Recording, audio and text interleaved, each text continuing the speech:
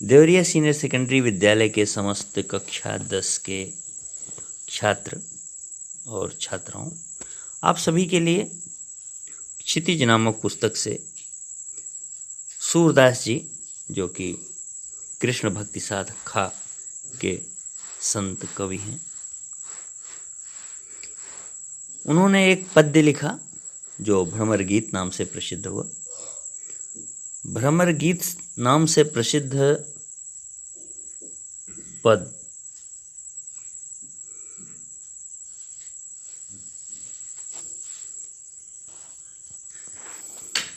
भ्रमर गीत के नाम से क्यों जाना गया, इसका एक कारण है। उद्धव जी ज्ञान मार्गी थे।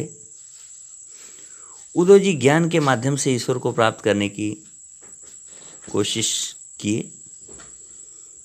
एक ईश्वर तत्व को जानने वाले परम ज्ञानी, और उन्हें अपने ज्ञान का घमंड हो चला। उन्होंने जब कृष्ण के सामने अपनी बात रखी और कृष्ण को पता चला कि उद्धव जी को अपने ज्ञान का गर्व है, तो उन्होंने उद्धव जी के ज्ञान के घमंड को नष्ट करने हेतु एक उपाय अपनाया। क्यों न उद्धव जी को ब्रज भेज दिया जाए। ब्रज के प्रेम करने वालों के सामने जब उद्धव जी पहुंचेंगे तो उनका उदाहरण मिलने के बाद उद्धव जी को अपने ज्ञान का गर्व जाता रहेगा, नष्ट होता दिखेगा या नष्ट हो जाएगा। इसीलिए उनका घमंड नष्ट करने के लिए कृष्ण ने एक उपाय अपनाया। उद्धव जी को संदेश देकर ब्रज भेज दिया। ब्रज में इन्होंने जाकर के गोपियों को समझाया कि तुम लोगों ने कृष्ण को स्नेह किया, परिणाम हुआ कि वियोग, और वियोग में हमेशा रोना, परेशान होना, जीवन दुखी कर लेना, यह कहाँ तक उत्तम है। आप लोग मुझसे ज्ञान की दीक्षा ले लो, ज्ञान के माध्यम से ईश्वर को प्राप्त करने का प्रयास करो। जब चाहोगे आप लोग तब ध्यान लगाओगे, ईश्वर का साक्षात्कार होगा। कभी उससे विरह नहीं होगी, कभी वियोग नहीं होगा, केवल आनंद और आनंद ही रहेगा। गोपियों को उद्धव जी की बात कभी अच्छी नहीं लगी, क्योंकि गोपियां चाहती थीं ईश्वर ऐसा होना चाहिए जिसके साथ हम बैठ सकें, बात कर सकें, उसको स्पर्श कर सकें, आंखें उसके सौंदर्य को देख करके निहाल हो जाएं, आंखों के होने का और होने से धन्य हो जाने तक का एहसास उनको हो। इसलिए उन्होंने व्यंग्य भरे शब्दों और वाक्यों का प्रयोग किया। उन्होंने कहा, उद्धव तुम हो अति बड़भागी। आइए देखते हैं। गोपियों ने कहा, उद्धव जी आप बड़े श्रेष्ठ भाग्य वाले हो, आप बड़े लकी हो, आप बड़े अच्छी तकदीर वाले हो। क्यों अच्छी तकदीर वाले हो? हम गोपियां ब्रज में जन्म ली, हमारे ब्रज के गांव के मुखिया के सुपुत्र के रूप में कृष्ण हैं, जो कि ईश्वर अंश हैं। उनसे हम लोगों ने स्नेह किया और उस स्नेह का पूरा आनंद हमें मिला। आज विरह है तो विरह का आनंद है। कभी हम लोग साथ थे तो साथ रहने का आनंद था, रास का आनंद था। कृष्ण के साथ जो रास का आनंद हुआ, रास लीला का आनंद हुआ, वह आनंद अपने आप में अलौकिक है।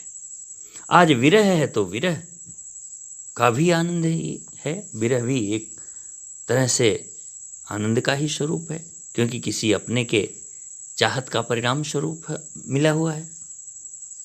तो इसी पे व्यंग्य कसती हैं कि उद्धव जी हम लोगों ने कृष्ण को प्राप्त कर लिया, उससे आनंद प्राप्त किया। आपके घर के कृष्ण थे, आपके चचेरे भाई थे नहीं बल्कि हैं, लेकिन आपका हृदय उस कृष्ण को प्रेम नहीं कर सका, और कृष्ण से मिलने वाले प्रेम को आप प्राप्त नहीं कर सके, अर्थात आप कृष्ण प्रेम से वंचित रह गए। तो बड़भागी कौन हुआ? बड़भागी उद्धव नहीं बल्कि गोपियां हैं। लेकिन वो व्यंग्य कसती हैं कि उद्धव जी आप तो बड़े बड़भागी हो, आपको कृष्ण से प्रेम हुआ ही नहीं।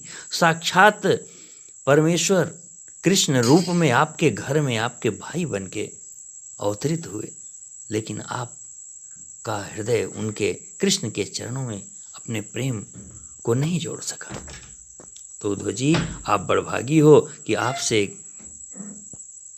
आपके हृदय को कृष्ण से प्रेम हुआ ही नहीं।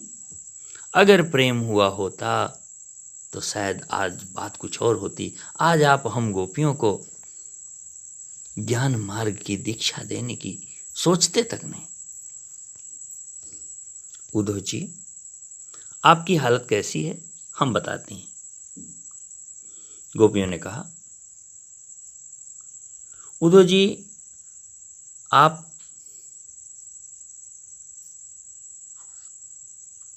अपरस रहत, तद्भव है ये शब्द, स्पर्श रहित हो।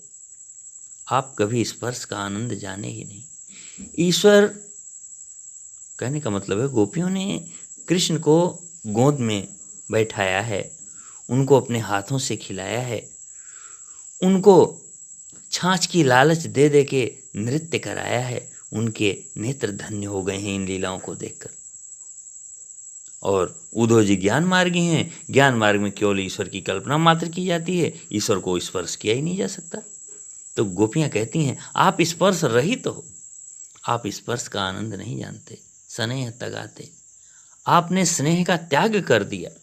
स्पर्श, स्नेह, किसी से स्नेह करके उसके स्पर्श का जो आनंद होता है वो आनंद आपको नहीं प्राप्त हुआ उद्धव जी। इसलिए आप हमारी मन की स्थिति क्या जानोगे। और एक और चीज उद्धव जी, नाहिन मन अनुरागी। उद्धव बाबा, आपका मन प्रेमी नहीं है, आप प्रेमी हृदय नहीं हो, आप ज्ञानी हो। अगर आप प्रेमी हृदय वाले होते तो आप हम प्रेमियों के मन की गति समझते, विरह की हालत समझते। इस विरह में भुन रही गोपियों से आकर के यह कभी नहीं कहते कि हम लोग कृष्ण को भूल जाएं और ज्ञान मार्ग अपना करके ईश्वर की प्राप्ति करने का उपाय करें। आपका मन प्रेमी नहीं है, अनुरागी नहीं है, प्रेमी नहीं, अनुरागी मीन्स प्रेमी नहीं है। तो आप हमें कैसे समझोगे। उद्धव जी, आप कैसे हो, यह चीज गोपियां निचली लाइन में उदाहरण स्वरूप कहती। गोपियों ने कहा, उद्धव जी, पुरैन पात रहत जल भीतर। उद्धव जी, आपकी वही हालत है जैसे पुरैन, कमलिनी, एक कमल होता है, एक कमलिनी होती है। कमलिनी कमल से छोटी होती है फूल के आकार में, तो कहते हैं पुरैन, उसी को पुरैन कहते हैं ग्रामीण भाषा में, ग्रामीण लैंग्वेज में। पुरैन पात रहत जल भीतर, कमलिनी का पत्ता पानी में डूबा हुआ रहता है। भले ही पानी में डूबा हुआ रहे, किंतु क्या किंतु, अगली लाइन, ता रस देह न दागी। लेकिन उस रस, उस जल से उस पत्ते के शरीर पर कोई दाग नहीं लगती, अर्थात वो पत्ता भीगता नहीं। जल का प्रभाव उस पत्ते पे नहीं होता। जल का एक ही काम है, जिस चीज के स्पर्श में आता है उसको गीला कर देता है। लेकिन उद्धव जी, आप पुरैन के पत्ते जैसे हो। पुरैन का पत्ता चाहे कितनों दिन तक पानी में डूबा क्यों न रहे, वो नहीं भीगता। आप कृष्ण के पास रह करके, कृष्ण के घर के होकर के भी कृष्ण प्रेम का आनंद नहीं ले सके। आप तो पुरैन के पत्ते जैसे हो। और उदाहरण देती हैं, आइए वो उदाहरण देखते हैं।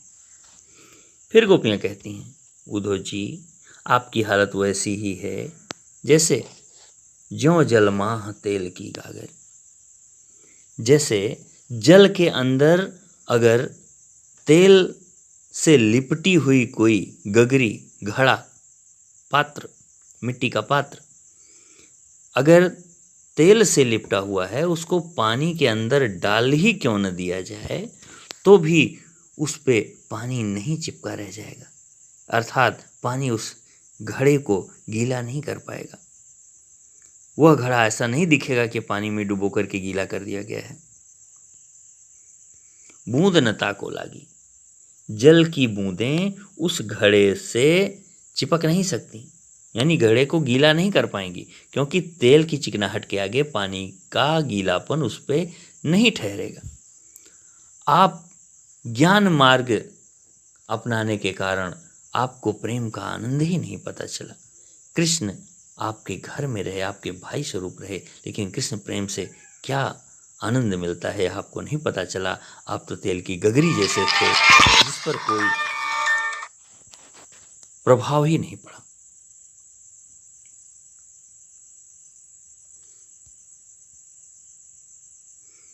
गोपियां आगे भी कहती हैं, प्रीति नदी में पाँव न बोरो। उद्धव जी, आप प्रेम की नदी में अपने पैरों तक का स्पर्श नहीं करवाए। प्रेम की नदी ऐसी नदी है जिसमें व्यक्ति अपना सब कुछ समर्पित कर देता है और उसका पूरा आनंद प्राप्त करता है। ऐसे भी किसी नदी में कोई स्नान करने वाला नदी का आनंद पाएगा, नदी में तैरने वाला नदी का आनंद पाएगा, डूब के तैरने वाला आनंद पाएगा, लेकिन जो व्यक्ति नदी में पैरों तक को छूने न दिया हो, ऐसा व्यक्ति नदी का आनंद क्या जाने। तो हे उद्धव जी, आप प्रेम की नदी में अपने पांव तक को नहीं डुबाए हो।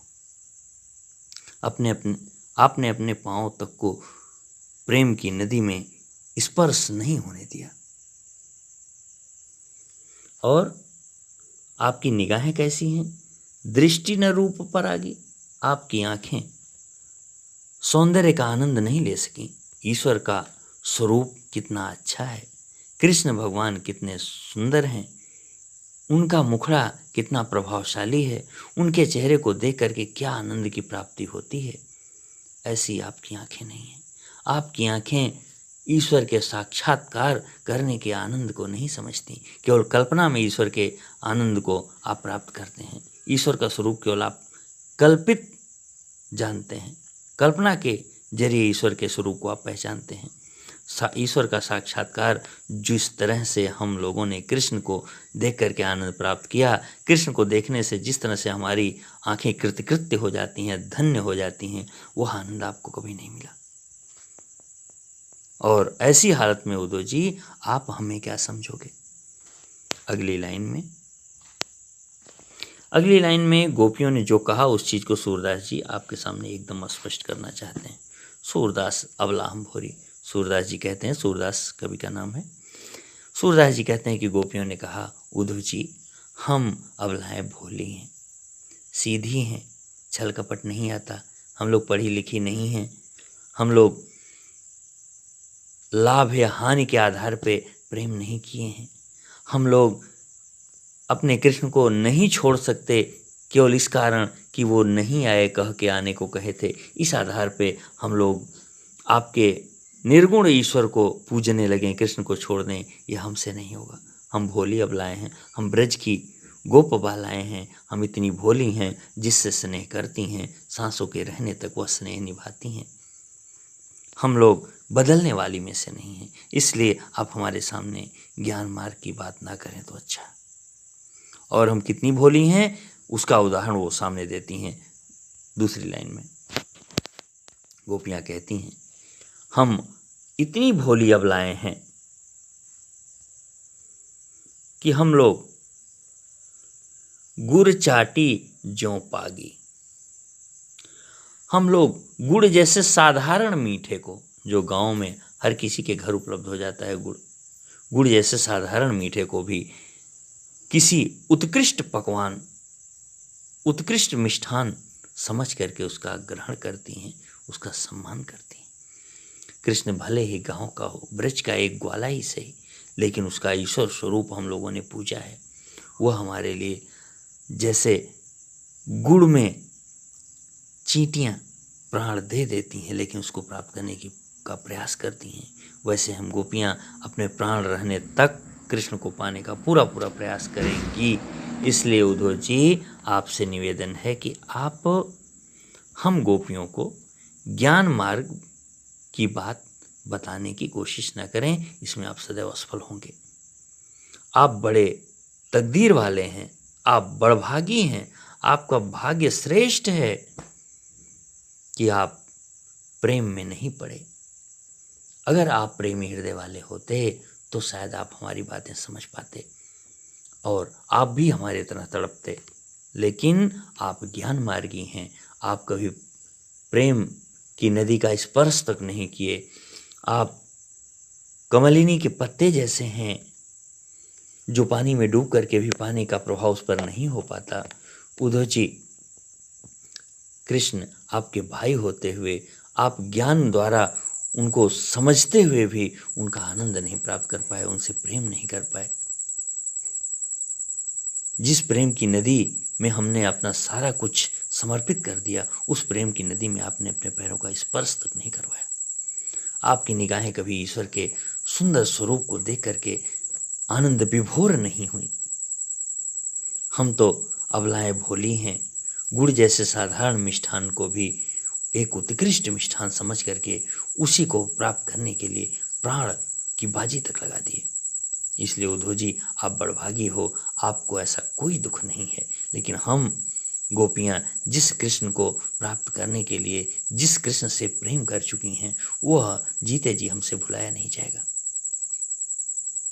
सभी छात्रगण, आज का यह है पद्य की व्याख्या का वीडियो भाग यहीं समाप्त करूंगा और आप लोगों से उम्मीद करूंगा कि इस पद्य भाग के लिए मैं कुछ प्रश्न बताऊंगा।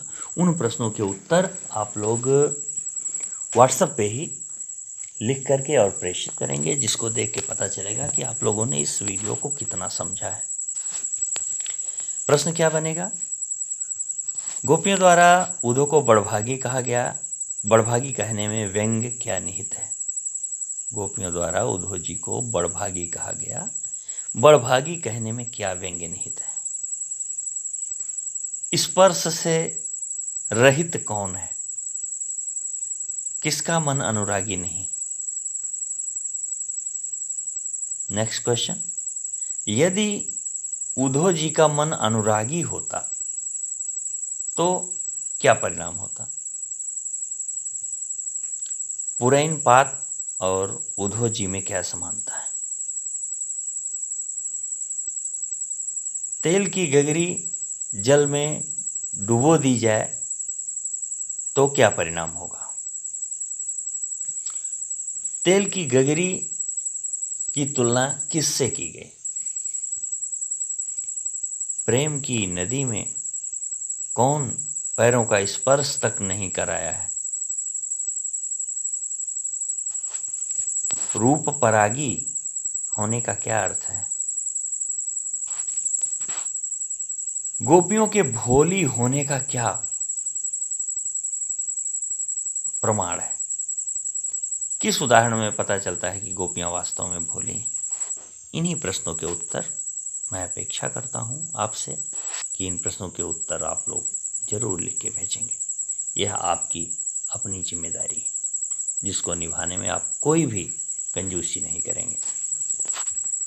बहुत बहुत धन्यवाद इस वीडियो को आखिरी तक देखने के लिए, और इस वीडियो के अंतर्गत मिली हुई जानकारी द्वारा आप अपने ज्ञानार्जन को बढ़ाते रहेंगे। धन्यवाद।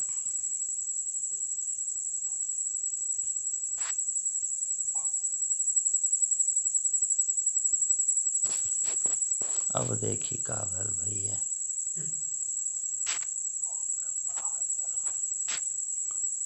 वो फाटपन नम अम्मा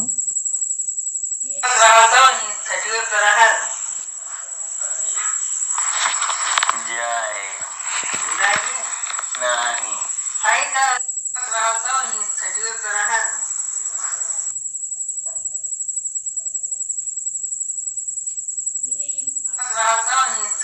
नहीं